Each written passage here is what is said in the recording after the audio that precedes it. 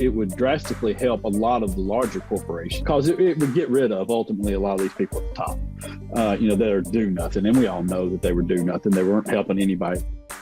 Which side are you on? Which side are you on? I almost hesitate to ask you about it because I don't want to put you in a weird situation, and so feel free to. I don't know that your boss is going to be listening to this, but feel free to not answer if you don't want to. But there across the media industry, this has been happening, and we've been seeing with the News Guild, a huge wave of unionization across the media industry, and there has been and these reporters and journalists and staff at these papers are seeing unionization, collective bargaining coming together. Yeah. As a remedy to this, having some more control over the budgets in their newsrooms and how things are allocated, and even some are even going further than that. At the Appeal, for instance, which is a national criminal justice journalism nonprofit, they unionized. Their funders backed out, and so the workers there bought it, and now they're a worker-owned, worker-run publication. Yeah. Without people that are they're the ones making the decisions. And so how have people in the industry in Alabama been seeing, because there's been nothing in Alabama as far as I can tell, how have they been viewing this? Workers coming together across the country, unionizing, taking over ownership of their publications. How have you and your coworkers been seeing what's been happening, and what have your thoughts been about it? Well, I think just for us, personally, just first of all, I think we would, if our employees wanted to unionize, I don't think, Bill and Susan Britt own this thing, and it's not really something that would. I know unionization is beneficial for a lot of places, a lot of workplaces, and I understand that. For us, we kind of operate, openly.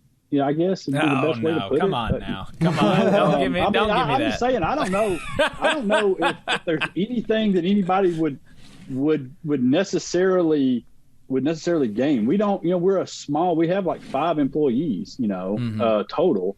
And so if they wanted to unionize, that's fine. We would certainly be for that, but whatever. It wouldn't, but I don't think it would change anything. You know what I mean?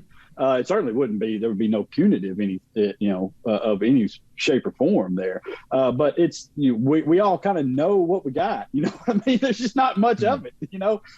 So for us, but listen, I think that in the industry overall, one of the things when I was at the Advertiser and with Gannett, we had a number of papers throughout the Gannett family that were unionized. And you would get these releases from the company, and they would, say, hey, this is what's going to take place. We're doing a layoff, a downsizing at our papers, except for, and then there would be the list of the unionized places over here, and in which place we're negotiating, with it. We're negotiating with the union at those shops. And inevitably, when the negotiations were over, their deals would always be better than our deal. Always work. They had better benefits, better vacation time. The whole deal was always better. The layoffs weren't as severe. The cuts to pay weren't as drastic. And I never understood why people didn't understand this. And I think it's great. The thing that I think would save a lot of newspapers, because there is a lot of this that goes on, and I think that it would drastically help a lot of the larger corporations out there, a lot of corporate-owned papers, because it would get rid of ultimately a lot of these people at the top. That are do nothing. And we all know that they were do nothing. They weren't helping anybody. They were drawing huge salaries for walking around, coming up with the dumbest shit ever, to do. That's going to be the next great thing. But it's funny when people who do the work and know how to do the work have control of the work, that things tend to work better. It's super weird how that happens. It's odd, right? It's odd. It's so crazy. When you have more workers gathering more news, people enjoy your product better. That's the way. It's crazy.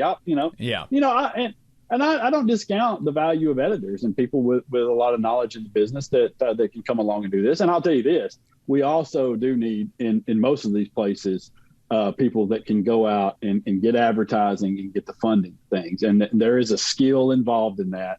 I know that because I lack that skill and so I can't go out and do it on my own.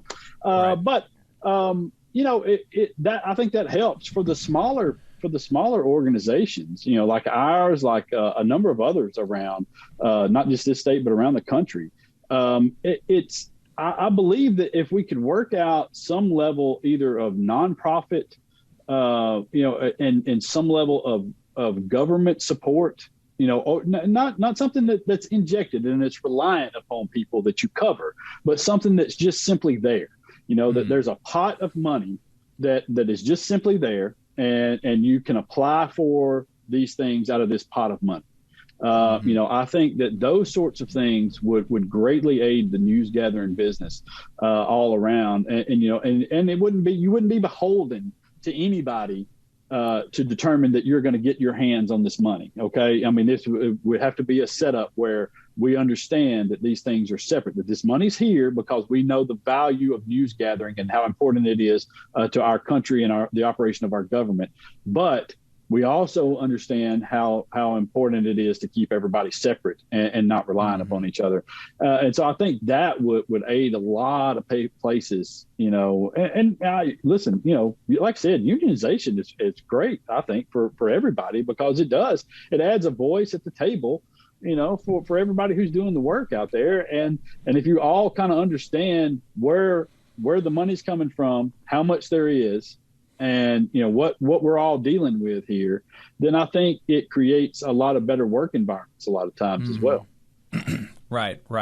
Well, and so and we've talked to some folks in the media who've done unionization. We talked to actually the secretary of the New Yorker Union is from Birmingham, Alabama. Oh, it's all right. Yeah. She is the poetry editor for the New Yorker magazine.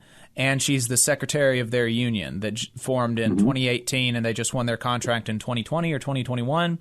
We had her on the program a while back, and they won a 40% raise in their first contract for the minimum. Their minimum went from $40,000 to $60,000 in their first contract. Yeah. So that's pretty cool stuff that they've been able to do.